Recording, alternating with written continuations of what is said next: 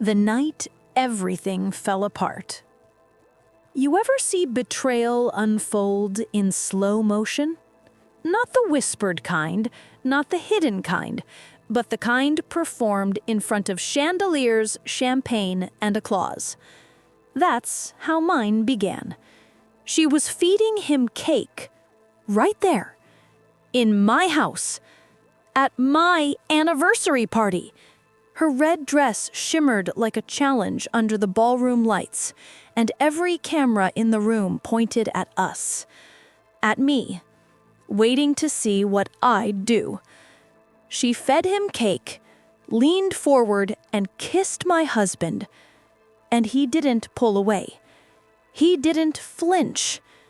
He stared right at me as her lips touched his and said, "What are you going to do? Cry to your non-existent family?" The laughter that followed wasn't loud. It was worse. A soft ripple through the crowd, the kind that cuts deeper than screams. Then my phone rang. I looked down. The screen said, "Daddy." Without thinking, I put it on speaker. My father's voice filled the silence. Calm, measured, dangerous. "Baby girl," he said, "why is your husband's mistress still breathing?" That was the moment Derek started sweating. 5 years earlier. My name is Alana Mitchell, though back then no one knew the Mitchell part. 5 years ago, I was what people called the woman who had it all. A dream career, a picture-perfect home, and a husband who could charm a storm into silence. Derek was handsome, confident, and full of plans that never quite worked until I entered the picture. When we met, he was a struggling real estate developer, pitching half-baked projects to investors who smiled politely and said, "We'll think about it." But I saw something in him, a spark, ambition that refused to die. He talked about building empires, about turning the city skyline into his signature, and when he looked at me, he made me feel like I was part of that dream. I didn't tell him my family owned half of it already. My father, Warren Mitchell, was the man who built the skyline Derek worshipped. His company, Mitchell Holdings, owned everything from skyscrapers to bridges. His pen stroke could decide which developer succeeded and which disappeared overnight. I didn't want him to know. I didn't want another man loving my last name. I'd seen it too many times. Rich girls marrying users in suits who only saw inheritance, not heart. So I kept my secret. I used my mother's name, Alana Brooks, when I registered my business. I wanted him to see me, the designer, the woman who worked late nights, not the heiress to a billion-dollar empire. The life we built. For 5 years, I played the perfect wife. We threw lavish dinners, hosted fundraisers, took vacations to Paris, Tokyo, and Santorini. Every time we traveled, I let him believe it was his idea, his success funding our adventures. In reality, half of those trips were paid with my own account. I opened doors for him quietly. A whisper here, a connection there, a phone call to one of my father's old friends disguised as a recommendation from a designer friend.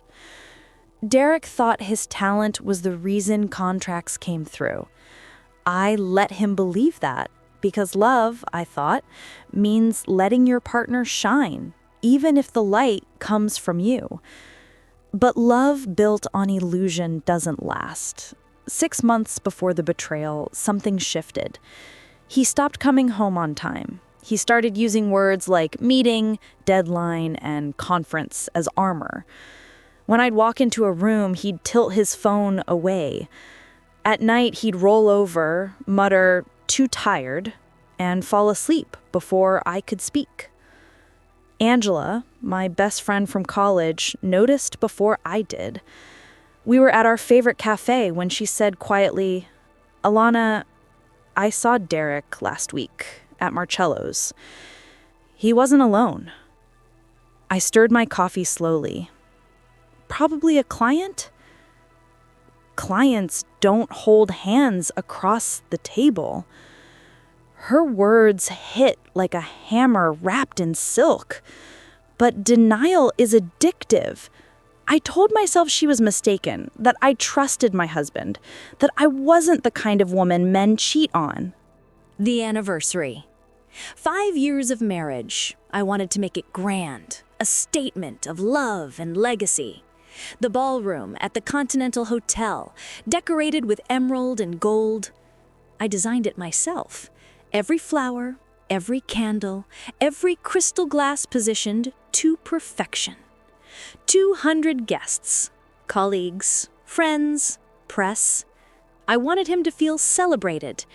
Instead, he felt cornered. He arrived late, his tie askew, his smile forced. He kissed my cheek without touching me. I noticed the way he kept glancing at his phone, his thumb tapping nervously.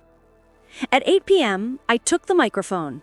The string quartet faded, the lights dimmed. 5 years ago, I began, smiling, I met a man who taught me what it means to build something beautiful. Then, the doors opened. Red dress, golden hair, the sound of her heels on marble like a countdown. Every head turned. She didn't hesitate. She went straight to my husband, put her hand on his cheek, kissed him. Deep, public, intentional. The ballroom gasped. Someone whispered my name. I froze, microphone in hand, unable to move, unable to breathe. When she finally pulled back, she laughed. "Oh my God, Derek," she said, loud enough for everyone to hear. "You didn't tell me this was your wife's party?" He looked at her, then at me, and with a shrug said, "I was gonna tell you, Alana. This is Vanessa. I want a divorce." The fall of pretenses. I remember the sound of the microphone hitting the floor, that high-pitched feedback that seemed to stretch forever. People were whispering. Angela rushed toward me, but I raised my hand. I didn't want pity. Derek continued, like he was negotiating a contract. "Vanessa's father, Charles Hampton, is investing in my company. I need someone who can help me grow. You were nice, but let's be honest, you're just a decorator." That sentence became a knife I would sharpen later. Just a decorator. The crowd went silent. Angela wrapped her arm around his waist. "Don't be upset, honey. Derek needs someone with real money, real power." And then they walked out, laughing. The silence they left behind was heavy. People didn't know whether to clap, comfort me, or pretend it didn't happen. I smiled. Enjoy the party. The champagne's already paid for. And I walked away. The calm before the storm. That night, I didn't sleep. I sat on the couch, still in my emerald gown, staring at the city lights. The city my father built. The city Derek thought he owned. I didn't cry. I planned. Then I called my father. "Daddy?" "Sweetheart, it's late. Are you okay?" "Not really, but I will be." I told him everything, every detail. When I was done, the line was quiet. Then his voice came, soft, dangerous, precise. "That boy doesn't know who he's dealing with, does he?" "No, Daddy." "Then we'll teach him." The reckoning. The next morning, wheels started turning. Calls were made, files opened, contracts reviewed. Derek had no idea his empire was built entirely on quicksand. For years, I had introduced him to friends, developers, contractors, and bankers who all happened to owe my father favors.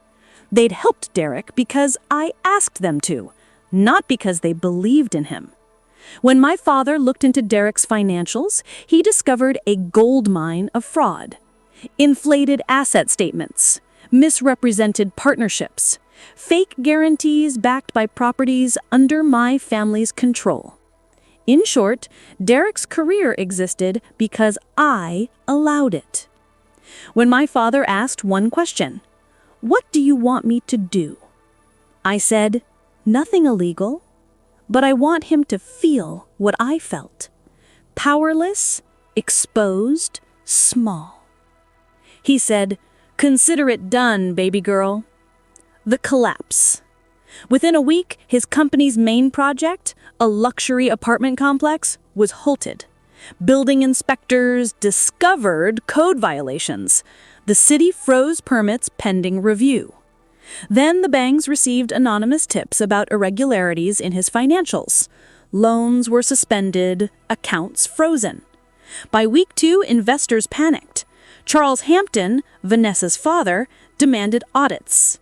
When he found out Derek had exaggerated his assets, he withdrew every cent. By week 3, his empire was gone.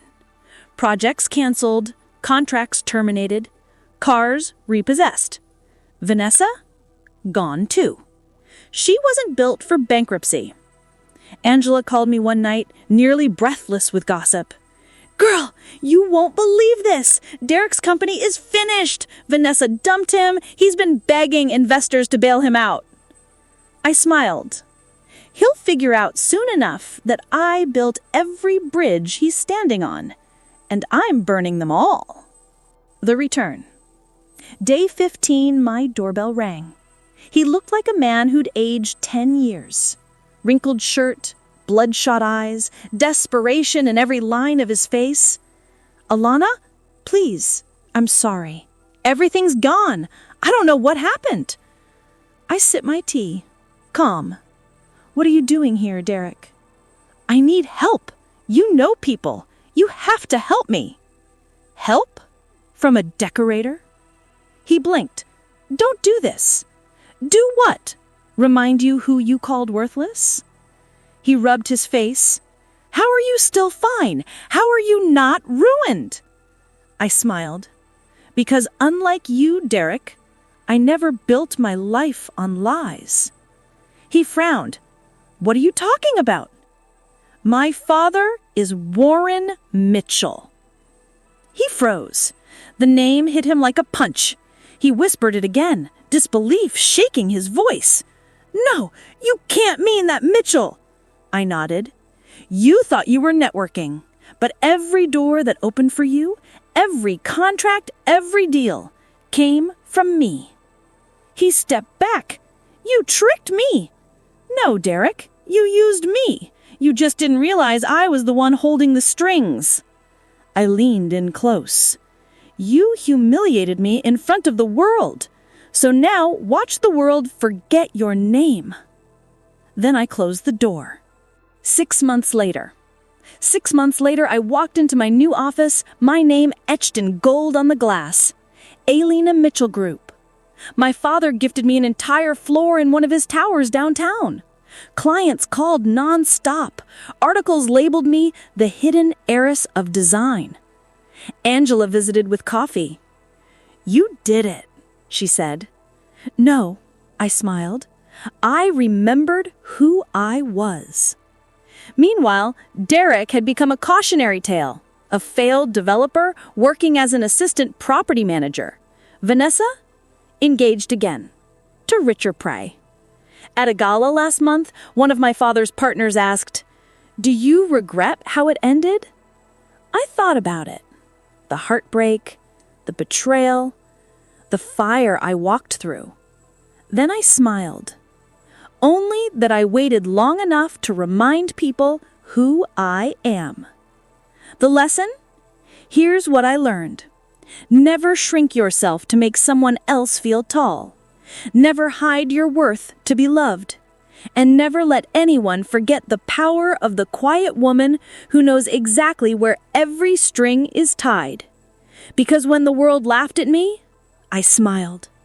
And when they asked why, I said, because the woman you mocked is the one who built your throne.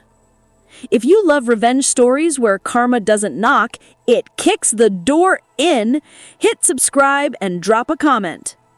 Team, she should have told him? Or, team, he got what he deserved. And remember, power isn't what you inherit. It's what you remember when someone tries to take everything from you. Because sometimes revenge isn't about destroying them. It's about reminding them they were never the main character in your story.